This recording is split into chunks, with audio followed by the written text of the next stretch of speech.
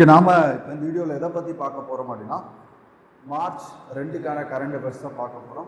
முக்கியமாக பார்த்தீங்க அப்படின்னா இதில் இரவு வான் பூங்கா அப்படின்றது தமிழ்நாட்டில் முதல் முறையாக தொடங்கப்பட்டிருக்கு. இந்தியாவில் இதே மாதிரி இரவு வான் பூங்கா அப்படின்றது தொடங்கப்பட்டிருக்கு. குறிப்பாக தமிழ்நாட்டில் தொடங்கப்பட்ட இந்த இரவு வான் பூங்கா அப்படின்றது நாமக்கல் மாவட்டம் கொல்லிமலையில் சோலைக்காடு அப்படின்ற இடத்துல வந்து இந்த வான் பூங்கா தொடங்கப்பட்டிருக்கு. இந்த வான் பூங்காவுடைய சிறப்பு அம்சம் என்ன, இது யார் வந்து தொடங்கி வைத்தா, எவ்வளவு நிதி வந்து செலவு பண்ணியிருக்காங்க, இந்தியாவில் இருக்கக்கூடிய வான் பூங்கா எங்கே இருக்கு அப்படின்றத பார்க்க போகிறோம். அதே மாதிரி இப்போ நடக்கக்கூடிய இஸ்ரேல், ஈரான், அமெரிக்கா இடையிலான போர், அங்கே என்ன மாதிரியான ஆப்ரேஷன்ஸ் நடந்துச்சு அப்படின்றத பார்க்க போகிறோம். அதே மாதிரி ஆப்கானிஸ்தான், பாகிஸ்தானுக்கு இடையில நடைபெறக்கூடிய போர், அங்கே என்ன மாதிரியான ஆப்ரேஷன் அப்படின்றது நடைபெற்றது, இது எல்லாமே நம்ம ஒட்டுமொத்தமாக பார்க்க போகிறோம். இந்த கரண்ட் அஃபேர்ஸை பொறுத்த வரைக்கும் உங்களுக்கு டிஎன்பிஎஸ்சி, யூபிஎஸ்சி, ஆர்ஆர்பி, எஸ்எஸ்சி எல்லா எக்ஸாம்ஸுக்கும் பயன்பெறக்கூடிய வகையில் நம்ம என்ன பண்ணியிருக்கோம் அப்படின்னா வடிவமைச்சிருக்கோம். சரி, பார்க்கலாம். ஓகேங்க, பாருங்க. தமிழ்நாட்டின் முதல் இரவு வான் பூங்கா எங்க தொடங்கப்பட்டிருக்கு அப்படின்னு பார்த்தீங்கன்னா நாமக்கல் மாவட்டம் கொல்லிமலை பகுதியில், குறிப்பாக அரியூர் அப்படின்ற ஊரை சார்ந்த சோலைக்காட்டில் வந்து தொடங்கப்பட்டிருக்கு. எவ்வளவு நிதி ஒதுக்கிட்டு இருக்காங்க அப்படின்னா 44 லட்சம் ரூபாயில வந்து பார்த்தீங்க அப்படின்னா இந்த இரவு வான் பூங்கா அப்படின்றது துவங்கப்பட்டிருக்கு. யார் தொடங்கி வச்சா அப்படின்னு பார்த்தீங்கன்னா ஆர்எஸ் ராஜகண்ணப்பன் அவர்கள் தொடங்கி வச்சிருக்காரு. அவர் தான் தற்போதைய வனத்துறை அமைச்சராக இருக்கக்கூடிய ஆர்எஸ் ராஜகருப்பன் அவர்கள் என்ன பண்ணியிருக்காங்க, தொடங்கி வச்சிருக்காங்க. சரி, ஓகே, பார்க்கலாம். இந்த இரவு வான் பூங்காவை பொறுத்த வரைக்கும் செயற்கை ஒளி மாசுபாட்டிலிருந்து பாதுகாக்கப்பட்ட இயற்கை பரப்பு. இப்போ செயற்கை ஒளி மாசுபாடு அப்படின்னும் போது நமக்கு என்ன மாதிரிலாம் பார்க்கலாம் அப்படின்னா, இப்போ காற்று மாசு இருக்கு இல்லையா, அதனால வந்து பார்த்தீங்க அப்படின்னா அந்த ஒளி அப்படின்றது பவரா இருக்காது. அந்த விஷயம் இதுல செயற்கை ஒளி மாசுபாட்டில இருந்து ஒரு பாதுகாக்கப்பட்ட பகுதியா எந்த பகுதி இருக்கு அப்படின்னா அந்த சோலைக்காடு அப்படின்ற பகுதி இருக்கு. காரணம் என்ன அப்படின்னு பார்த்தீங்கன்னா, நம்ம இங்க தரையிலிருந்து வான்வெளியில் இருக்கக்கூடிய பொருளை தான் பார்க்க போறோம். அது வந்து ரொம்ப தெளிவா இருக்கணும் அப்படின்றதுக்காக இந்த செயற்கை ஒளி மாசுபாட்டில இருந்து பாதுகாக்கப்பட்ட இடமான அந்த சோலைக்காடு அப்படின்றத தேர்ந்தெடுத்திருக்காங்க. இங்க வந்து பாத்தீங்கன்னா நிலவு, நட்சத்திரங்கள், கோள்கள் மற்றும் பிற விண்வெளி நிகழ்வுகளை தெளிவாக காண முடியும். அதுவும் குறிப்பா பாத்தீங்கன்னா உயரமான நில அமைப்பு, அதுக்கப்புறம் பாத்தீங்கன்னா அடர்ந்த காடு மற்றும் குறைந்த நகர ஒளி மாசுபாடு, இதுதான் இங்க இருக்கக்கூடிய முக்கியமான விஷயம். அடுத்து பாருங்க, கொல்லிமலை இயற்கையான இருள் சூழ் அப்படின்ற அந்த ஒரு இதை வந்து நமக்கு வழங்குது. அதாவது ரொம்ப இருட்டான ஒரு பகுதி, அந்த சூழலை வந்து பாத்தீங்கன்னா நமக்கு கொல்லிமலை வழங்குது. இதனால் இரவு வான் காட்சிகளை பாதுகாக்கவும் விண்வெளி நிகழ்வுகளை காண்பதற்கும் சிறந்த இடமாக இந்த கொல்லிமலையில் இருக்கக்கூடிய அரியூர் அப்படின்ற இடத்துல இருக்கக்கூடிய சோலைக்காட்டு வந்து பாத்தீங்கன்னா அரசு தேர்ந்தெடுத்து கிட்டத்தட்ட 44 லட்சம் ரூபாயில இரவு வான் பூங்கா, தமிழ்நாட்டின் முதல் இரவு வான் பூங்கா அப்படின்றது தொடங்கப்பட்டிருக்கு. இதுல பாருங்க என்னென்னலாம் வச்சிருக்காங்க அப்படின்னு பாத்தீங்கன்னா, கட்டமைக்கப்பட்ட வான் கண்காணிப்பு அமர்வுகளுக்கான 3 மேம்பட்ட தொலைநோக்கிகள். எத்தனை தொலைநோக்கிகள் வச்சிருக்காங்க அப்படின்னா 3 மேம்பட்ட தொலைநோக்கிகள் வச்சிருக்காங்க. தொலைநோக்கி அப்படின்றது ரொம்ப தொலைவில் இருக்கக்கூடிய ஒரு பொருளை பார்க்கக்கூடிய பயன்பாட்டுக்கு பயன்படுத்தக்கூடியது. அதுக்கப்புறம் பாருங்க, தள செயல்பாடுகளுக்கு தேவையான நிலையான மின்சாரத்தை வழங்கக்கூடிய வகையில சூரிய ஒளி மின்சார வசதியும் அவங்க என்ன பண்ணியிருக்காங்கன்னா ஏற்படுத்தியிருக்காங்க. இந்த மையம் வந்து பகல் நேரங்கள்ல மாணவர்கள், ஆராய்ச்சியாளர்கள் மற்றும் பொதுமக்களிடையே வானியல் குறித்த அறிவியல் கல்வி மற்றும் வானியல் குறித்த விழிப்புணர்வை ஏற்படுத்துவதற்காக இந்த வானியல் பூங்கா வந்து அமைச்சிருக்காங்க. பகல் நேரங்கள்ல இது குறித்த ஆராய்ச்சிகள், அதுக்கப்புறம் பார்த்தீங்கன்னா இது குறித்தான அந்த விழிப்புணர்வை, வானில் இருக்கக்கூடிய பொருட்கள், அந்த பொருட்களை பற்றியான நிறைய இன்ஃபர்மேஷன்ஸ் வந்து என்ன பண்ணுவாங்க அப்படின்னா அந்த வான் பூங்கா இருக்கு இல்லையா, அங்கே வந்து சொல்லுவாங்க. அதே மாதிரி பாருங்க, நட்சத்திரங்களை பார்வையிடுவதற்கும் குறுகிய கால அமர்வுகள் நடத்தப்படும். வனத்துறையால் போக்குவரத்தும் அங்கே என்ன பண்ணியிருக்காங்க அப்படின்னா ஏற்பாடு செஞ்சிருக்காங்க. தங்குமிடம் வசதிகளும் உரிய நேரத்தில் வந்து அங்கே செய்து தரப்படும். இது எல்லாமே அரசு திட்டமிட்டு என்ன பண்ணியிருக்காங்க, செயல்படுத்தியிருக்காங்க.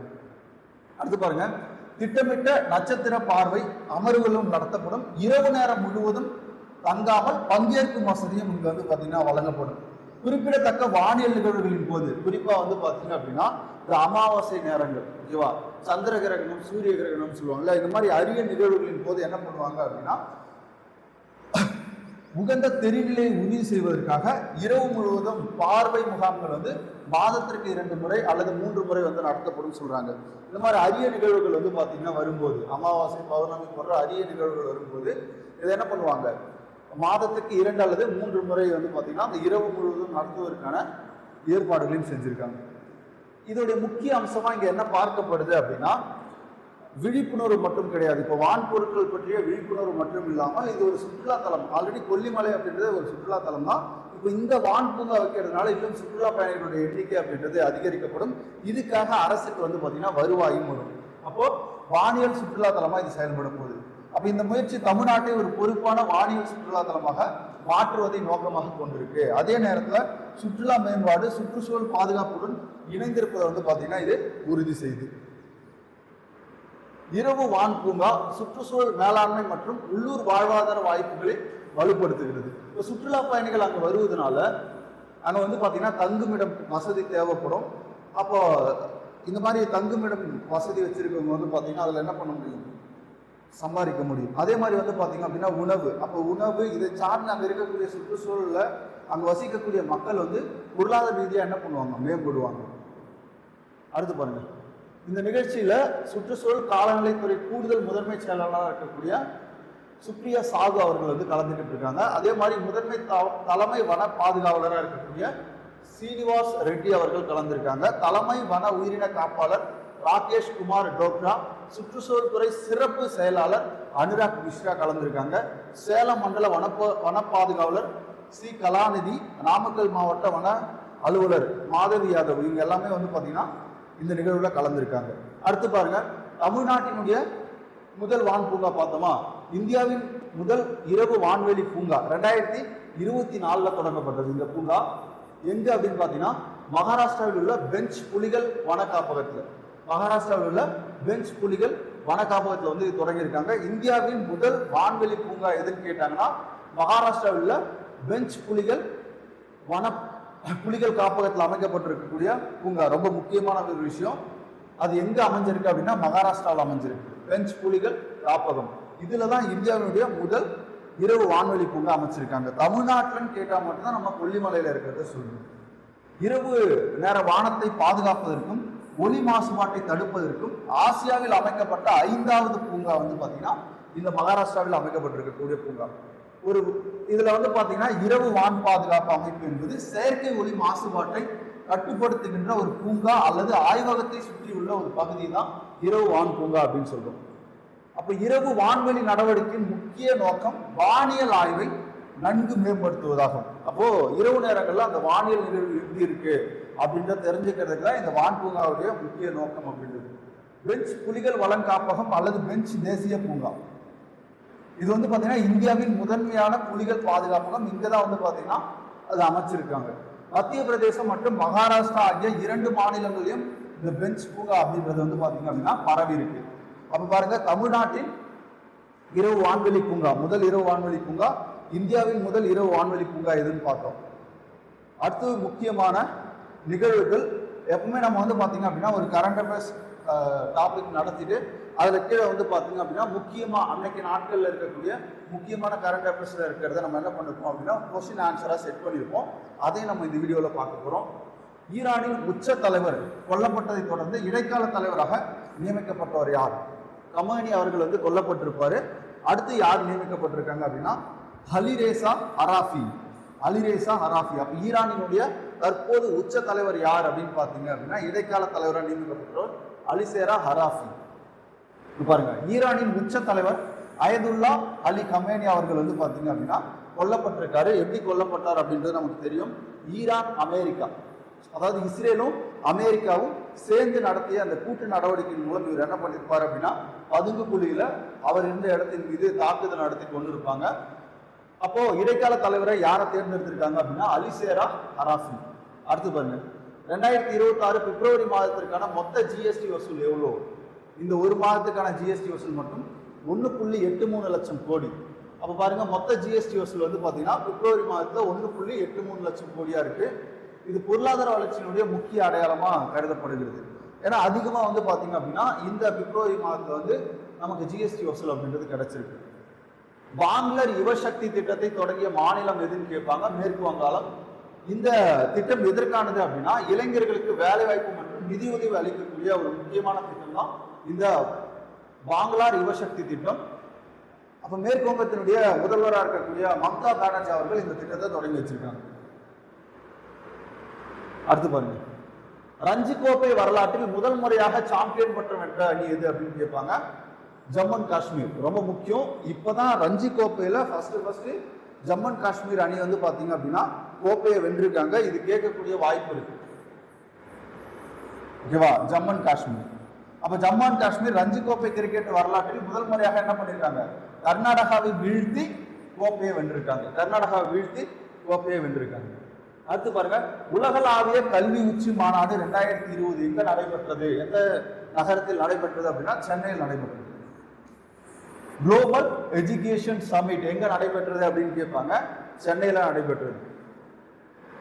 இது வந்து பாத்தீங்க அப்படின்னா சர்வதேச பல்கலைக்கழகங்களுடன் தமிழக கல்வி நிறுவனங்கள் இணைப்பதை நோக்கமாக கொண்டதுதான் இந்த குளோபல் எஜுகேஷன் சமிட் 2026 அப்படின்றது. அடுத்து பாருங்க, ஆபரேஷன் கசாப் லில் ஹக் தொடங்கிய நாடு எது அப்படின்னு கேட்பாங்க, பாகிஸ்தான். இந்த ஆபரேஷன் எதற்காக தொடங்கப்பட்டது அப்படின்னு பாத்தீங்கன்னா ஆப்கானிஸ்தானுக்கும் பாகிஸ்தானுக்கும் இடையில எல்லை பிரச்சனை அப்படின்றது நடந்துட்டு இருக்கு. இந்த எல்லை பிரச்சனை தொடர்பாக தொடங்கப்பட்ட ஒரு ஆபரேஷன் தான் பாகிஸ்தானால ஆபரேஷன் கசாப் லில் ஹக் அப்படின்றது. அடுத்து பாருங்க, அதோடைய பொருள் என்னன்னு பாத்தீங்கன்னா அரபு மொழியில உண்மையான சினம். ஓகேவா? உண்மையான சினம் அப்படின்றது அதோடைய பொருள். அதுக்கப்புறம் பாருங்க, operation roar of the lion இது எந்த நாட்டினுடைய தொடர்புடையது அப்படின்னு கேட்பாங்க. Operation roar of the lion வந்து பாத்தீங்கன்னா இஸ்ரேலோடு தொடர்புடையது. அப்ப இந்த operation roar of the lion அப்படின்றதுக்கான பொருள் என்னன்னு பாத்தீங்கன்னா சிங்கத்தின் கர்ஜனை. தமிழ்ல என்ன சொல்லலாம், சிங்கத்தின் கர்ஜனை அப்படின்னு சொல்லுவாங்க.